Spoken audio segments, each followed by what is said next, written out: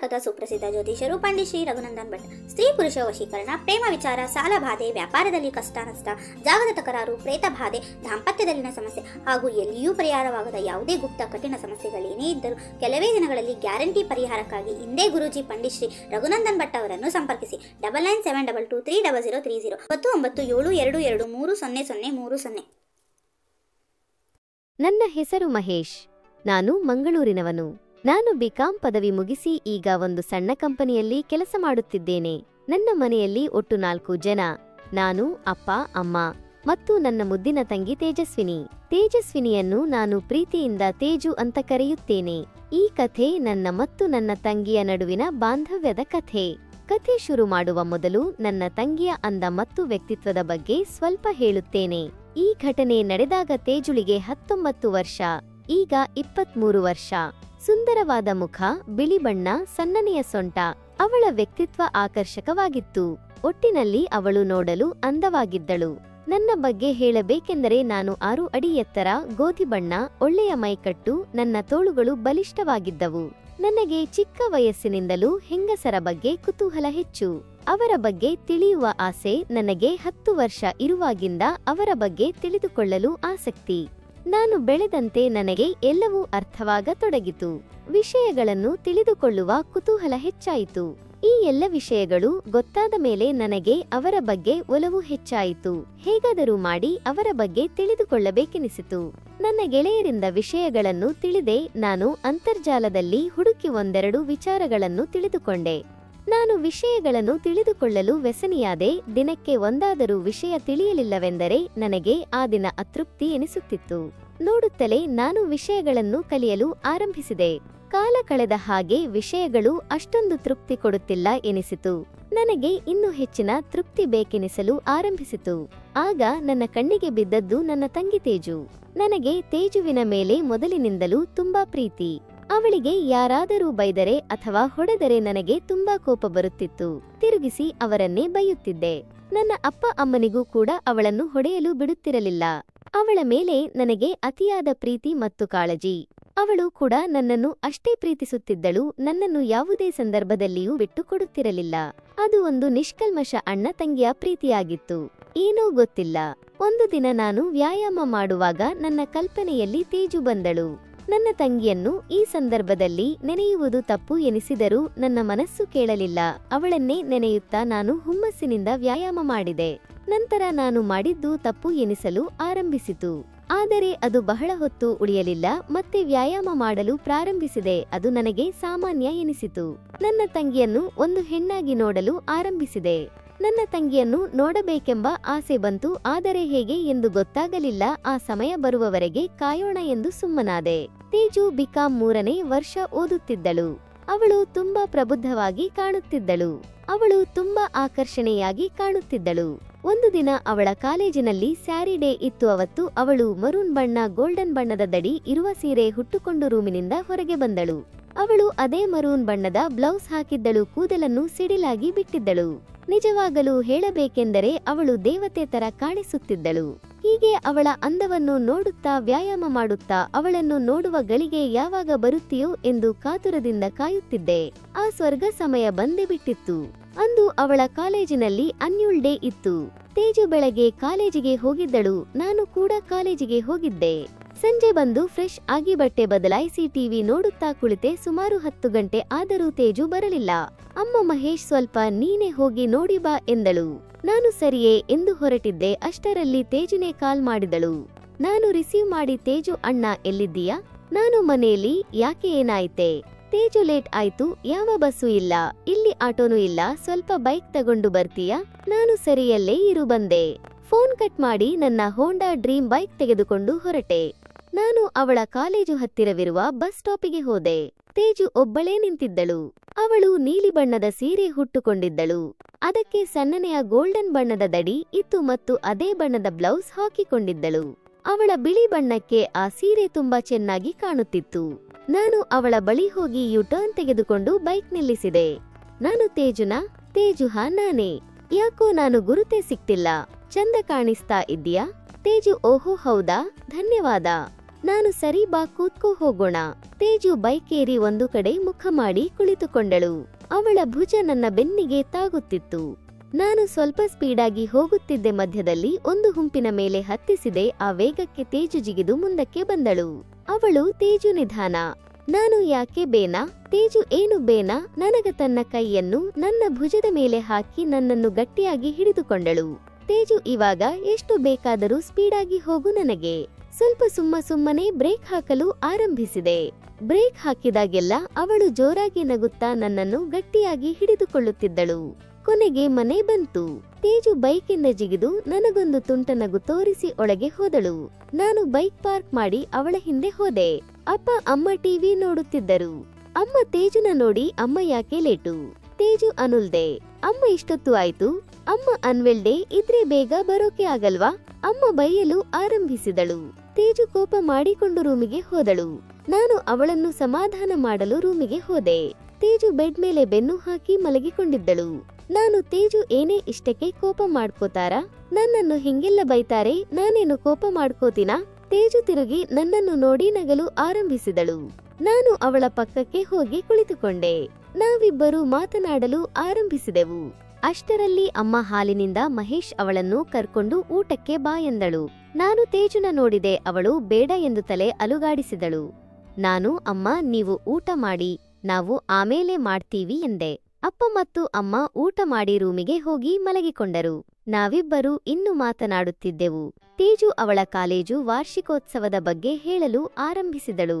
ಮಾತನಾಡಿ ಮಾಡುತ್ತಲೇ ಅವಳು ಎದ್ದು ಕಬೋರ್ಡ್ನಿಂದ ನೈಟಿ ತೆಗೆದುಕೊಂಡು ಕೋಟ್ ಮೇಲೆ ಇಟ್ಟಳು. ನನಗೆ ಊಟಕ್ಕೆ ರೆಡಿ ಮಾಡ್ತೀಯಾ? ನಾನು ಬಟ್ಟೆ ಬದಲಾಯಿಸುತ್ತೇನೆ ಎಂದಳು. ನಾನು ಸರಿಯೇ ಎಂದು ಹೊರಟೆ. ತೇಜು ಬಾಗಿಲು ಹಾಕಿಕೊಂಡಳು.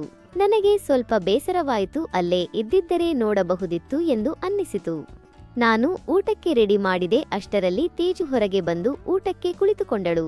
ನಾವಿಬ್ಬರು ಮಾತನಾಡುವ ಊಟ ಮುಗಿಸಿದೆವು.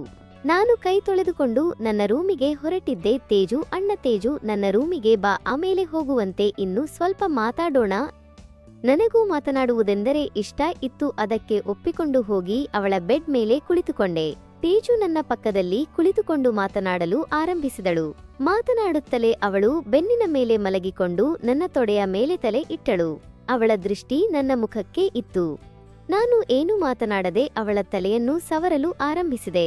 ನನಗೆ ಗೊತ್ತಿರದ ಹಾಗೆ ನನ್ನ ಕಾಲು ಜೊಮ್ ಹಿಡಿಯಿತು. ನನ್ನ ತೊಡೆ ಅವಳ ತಲೆಗೆ ತಾಗಲು ಆರಂಭಿಸಿತು. ತೇಜು ಏನೂ ಹೇಳಲಿಲ್ಲ. ತೇಜು ಏನು ಹೇಳುತ್ತಾಳೋ ಎಂಬ ಭಯ ಶುರುವಾಯಿತು. ಆದರೆ ತೇಜು ತನ್ನ ಮಾತನ್ನು ಮುಂದುವರಿಸಿದಳು. ಇದ್ದಕ್ಕಿದ್ದಂತೆ ತೇಜುಗೆ ನನ್ನ ತೊಡೆಯ ಬಗ್ಗೆ ಗೊತ್ತಾಯಿತು. ಏನೋ ತನ್ನ ತಲೆಯನ್ನು ಎತ್ತಿ ನೇರವಾಗಿ ನನ್ನ ತೊಡೆಯ ಮೇಲೆ ಇಟ್ಟಳು. ನಾನು ಒಂದು ಸರತಿ ಅವಳ ತಲೆಯನ್ನು ಹಿಡಿದು ನನ್ನ ಸೊಂಟವನ್ನು ಎತ್ತಿ ತೊಡೆಯನ್ನು ಅವಳ ತಲೆಗೆ ಉಜ್ಜಿದೆ. ತೇಜುಗೆ ಎಲ್ಲವೂ ಅರ್ಥವಾಯಿತು. ಅವಳು ಕೂಡ ಪ್ರತಿಕ್ರಿಯಿಸಲು ಆರಂಭಿಸಿದಳು. ಅವಳು ತನ್ನ ಒಂದು ಕೈಯನ್ನು ತಲೆ ಕೆಳಗೆ ಇಟ್ಟಳು. ಈಗ ನನ್ನ ತೊಡೆ ಅವಳ ಕೈಗೆ ಒತ್ತುತ್ತಿದೆ. ಅವಳಿಗೂ ನನ್ನ ಕಾಲು ಮುಟ್ಟುವ ಆಸೆ ಇತ್ತು. ನಾನು ಅವಳ ತಲೆಯನ್ನು ಹಿಡಿದು ಎತ್ತಿ ಪಕ್ಕಕ್ಕೆ ಇಟ್ಟು ಇಲ್ಲಿ ಮಲ್ಕೋ ಎಂದೆ. ತೇಜು ಯಾಕೆ ವೇ ಮಾಡಬೇಕು? ಹಾಗೇನಿಲ್ಲ, ಸುಮ್ನೆ ಹೇಳ್ದೆ. ನಿನ್ನ 10 ಪಟ್ಟು ಭಾರನ ತಡ್ಕೋತೀನಿ. ತೇಜು, ಓಹೋ ಹೌದಾ, ಹಾಗಾದ್ರೆ ನೋಡೋಣ. ತೇಜು, ನನ್ನ ಭಾರ ಎಷ್ಟೊತ್ತು ನೀನು ತಡ್ಕೋತೀಯ ನೋಡೋಣ. ನಾನು ಸರಿ, ಏನ್ ಮಾಡಬೇಕು? ತೇಜು, ನೀ ಮಲ್ಕೋ. ನಾನು ಮಲಗಿಕೊಂಡೆ. ತೇಜು ನನ್ನ ಪಕ್ಕ ಮಲಗಿದಳು. ಅವಳ ಕೈ ನನ್ನ ಎದೆಗೆ ತಾಗುತ್ತಿತ್ತು. ಅವಳ ಕಾಲು ನೇರವಾಗಿ ನನ್ನ ಕಾಲಿನ ಮೇಲೆ ಇತ್ತು. ತೇಜು, ನೋಡೋಣ ಎಷ್ಟೊತ್ತು ಇರ್ತೀಯ ಅಂತ. ನಾನು ಫುಲ್ ನೈಟ್ ಇರ್ತೀನಿ ನೋಡು. ನಾವು ಅದೇ ಸ್ಥಿತಿಯಲ್ಲೇ ಮಾತನಾಡಲು ಆರಂಭಿಸಿದೆವು. ಮಾತಿನ ಮಧ್ಯ ನಾನು ತುಂಟಾಟ ಮಾಡಿದೆ. ತೇಜು ಕೋಪಗೊಂಡು ನನ್ನನ್ನು ಹೊಡೆಯಲು ಬಂದಳು. ನಾನು ಅವಳ ಕೈಗಳನ್ನು ಗಟ್ಟಿಯಾಗಿ ಹಿಡಿದುಕೊಂಡೆ. ಅವಳು ಕೋಪದಿಂದ ಅವಳ ಕಾಲಿನಿಂದ ಒದೆಯಲು ಆರಂಭಿಸಿದಳು. ನನಗೆ ಕಿರಿಕಿರಿ ಹೆಚ್ಚಾಯಿತು. ಅವಳು ಹಾಗೆ ಮಾಡುವಾಗ ನನ್ನ ಕಾಲು ಅವಳ ಕಾಲಿಗೆ ತಗುಲಿದ ಹಾಗೆ ಅನಿಸುತ್ತಿತ್ತು. ನಾನು ಒಂದು ಕೈಯಿಂದ ಅವಳ ಕೈಯನ್ನು ಗಟ್ಟಿಯಾಗಿ ಹಿಡಿದು ಇನ್ನೊಂದು ಕೈಯಿಂದ ಅವಳ ಸೊಂಟವನ್ನು ಹಿಡಿದು ಅವಳನ್ನು ಕೆಳಗೆ ತಳ್ಳಿ ಅವಳ ಮೇಲೆ ನಾನು ಮಲಗಿಕೊಂಡೆ. ನಗುತ್ತಾ, ಇವಾಗ ನಾನು ತಿರುಗೇಟು ಕೊಡ್ತೀನಿ ನೋಡುವೆ ಎಂದು ನನ್ನ ಕಾಲಿನಿಂದ ಅವಳನ್ನು ತಟ್ಟಲು ಆರಂಭಿಸಿದೆ. ಅವಳು ನನ್ನ ಬೆನ್ನಿಗೆ ಕೈ ಹಾಕಿದಳು. ಅವಳು ಒಳ್ಳೆಯ ಪ್ರತಿಕ್ರಿಯೆ ಕೊಡಲು ಆರಂಭಿಸಿದಳು. ನಮ್ಮಿಬ್ಬರ ಉಸಿರಾಟ ಮತ್ತು ಎದೆಬಡಿತ ಹೆಚ್ಚಾಯಿತು. ಸುಮಾರು 5 ನಿಮಿಷದ ನಾನು ಜೋರಾಗಿ ಉಸಿರು ಬಿಡುತ್ತಾ ಸುಮ್ಮನಾದೆ. ನಾನು ತೃಪ್ತಿಯಲ್ಲಿ ಕುಸಿದು ಅವಳ ಮೇಲೆ ಬಿದ್ದೆ. ಅಲ್ಲೇ ಮಲಗಿಕೊಂಡೆ. 10 ನಿಮಿಷದ ನಂತರ ತೇಜು ನನ್ನ ಭುಜವನ್ನು ಅಲುಗಾಡಿಸುತ್ತಾ ಮಹೇಶ್ ಮಹೇಶ್ ಎಂದು ಎಬ್ಬಿಸಿದಳು. ನಾನು ಇನ್ನು ಅವಳ ಮೇಲೆ ಇದ್ದೆ. ನಾನು ಎದ್ದು ತೇಜುನ ನೋಡಿದೆ. ಅವಳೊಂದು ಮುಗುಳ್ನಕ್ಕೂ ಹೇಳ್ತೀಯಾ ಭಾರ ಆಗ್ತಿದೆ ಅಂದಳು. ನಾನು ಏನೂ ಮಾತನಾಡದೆ ಎದ್ದು ರೂಮಿಗೆ ಹೋದೆ.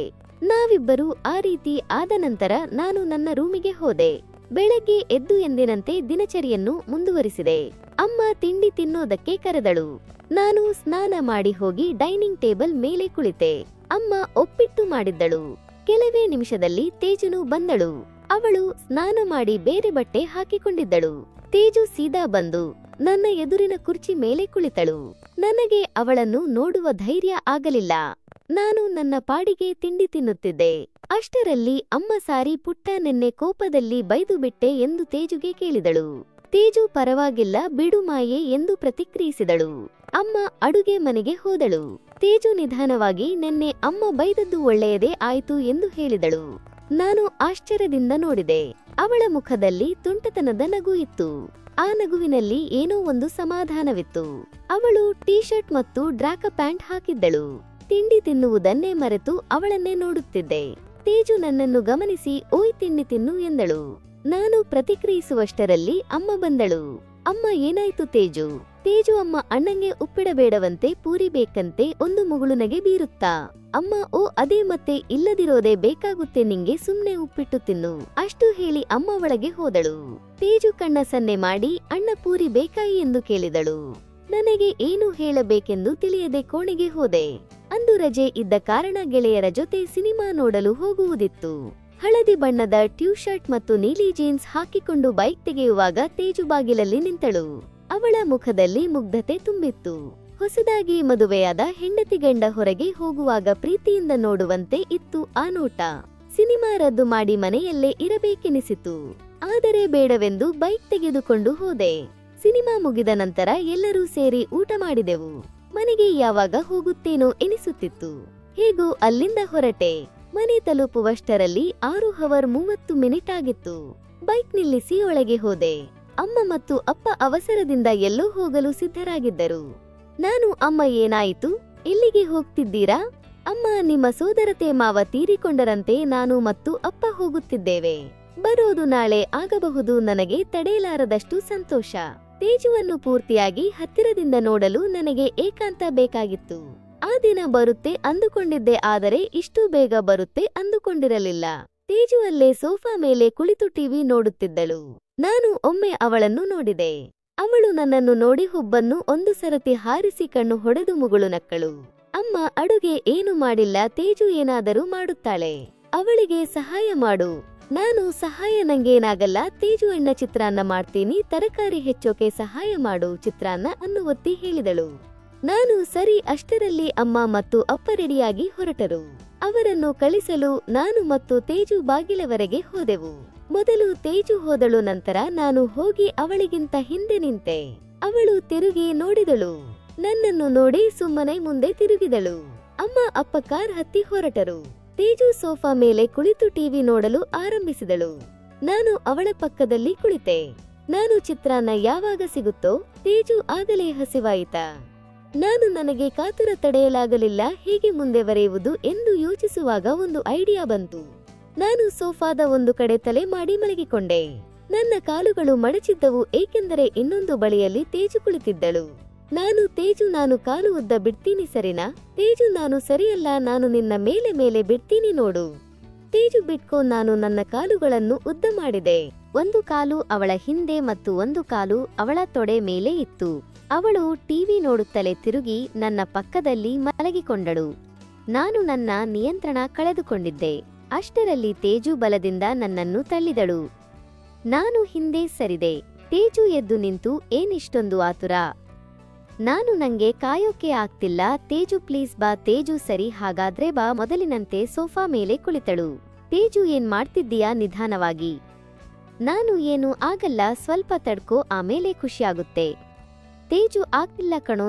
ಪ್ಲೀಸ್ ತೇಜು ಸ್ವಲ್ಪ ತಡ್ಕೋ. ಅಷ್ಟು ಹೇಳುತ್ತಾ ಅವಳನ್ನು ತಬ್ಬಿಕೊಂಡೆ. ತೇಜು ಮುಜುಗರದಿಂದ ನಗಲು ಶುರು ಮಾಡಿದಳು. ಅವಳಿಗೆ ಸಮಾಧಾನವಾಯಿತು. ನಂತರ ನಿಧಾನವಾಗಿ ಮಾತನಾಡಲು ಶುರು ಮಾಡಿದೆವು. ಆಮೇಲೆ ಎಲ್ಲವೂ ಸಂತೋಷವಾಗಿತ್ತು. ನಾವು ತುಂಬಾ ಹೊತ್ತು ಮಾತನಾಡಿದೆವು. ನಂತರ ಊಟ ಮಾಡಿ ಅವತ್ತು ರಾತ್ರಿ ತುಂಬಾ ನಕ್ಕಿದ್ದೇವೆ. ಕಥೆ ಇಷ್ಟ ಆಯ್ತಾ? ಲೈಕ್, ಶೇರ್, ಕಾಮೆಂಟ್ ಮಾಡೋದನ್ನ ಮರಿಬೇಡಿ. ಹಾಗೆಯೇ ನನ್ನ ಚಾನೆಲ್ ಸಬ್ಸ್ಕ್ರೈಬ್ ಮಾಡಿಕೊಳ್ಳಿ. ಮತ್ತೊಮ್ಮೆ ಮೀಟ್ ಮಾಡೋಣ ಮತ್ತೊಂದು ಇಂಟರೆಸ್ಟಿಂಗ್ ಕಥೆ ಜೊತೆ. ಬಾಯ್.